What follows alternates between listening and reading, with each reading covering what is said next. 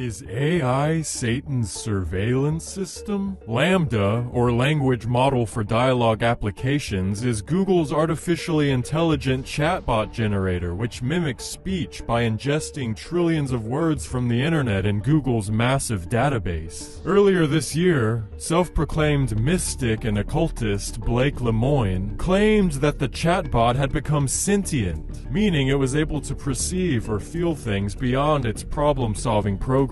While working as an engineer for Google, Lemoine talked with Lambda for hours on end to test if the AI used hate speech. After he claimed the chatbot was sentient and presented his evidence from their conversations, Blake was placed on administrative leave by Google for violating its confidentiality policy. He was told that there was no evidence that Lambda was sentient, and in fact, there was evidence against it. Was Google trying to hide the truth? Or was Lemoine just wrong? Is creating a sentient artificial intelligence even possible? And if it is, what are the risks associated with this creation? The so-called artificial intelligence essentially pulls data from a massive cache of digital information that Google feeds it from its servers, and calculates responses by synthesizing the data into an answer based on the question posed to it. If all of the data mined from the internet, including personal information, is used by Google to build their AI mind,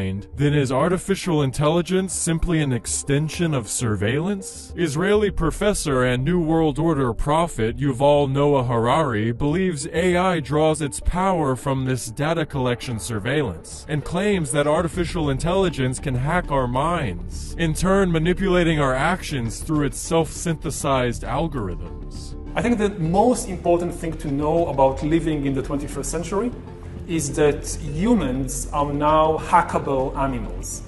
To hack a human being means to understand that human better than he or she understand themselves. We'll soon have the power to re-engineer our bodies and brains, whether it is with genetic engineering, or by directly connecting brains to computers, or by creating completely non-organic entities, artificial intelligence, which is not based at all on the organic body and the organic brain. And these technologies are developing at breakneck speed. What we have seen so far, it's corporations and governments collecting data about where we go, who we meet, what movies we watch. The next phase is the surveillance going under our skin. To hack a human being is to get to know that person better than they know themselves, and based on that, to increasingly manipulate you.